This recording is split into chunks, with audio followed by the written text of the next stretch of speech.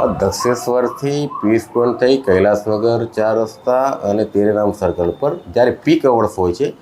ત્યારે જ્યારે પણ કોઈ પણ વાહન જતું હોય છે એને ખૂબ જ સમય લાગે છે અને એનું મુખ્ય કારણ હોય છે કે રિક્ષાવાળા ગમે ત્યાં પાર્કિંગ કરી આખો સર્વિસ રોડ બ્લોક રાખતા હોય છે,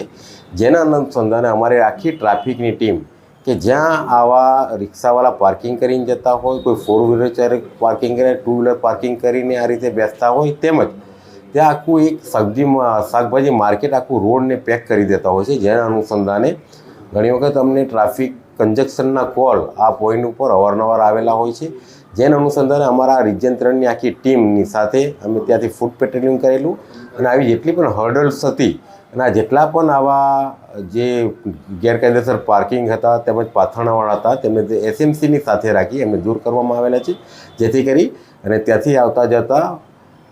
લોકો અને સરળતાથી ત્યાંથી ટ્રાફિકમાંથી પસાર થઈ શકે.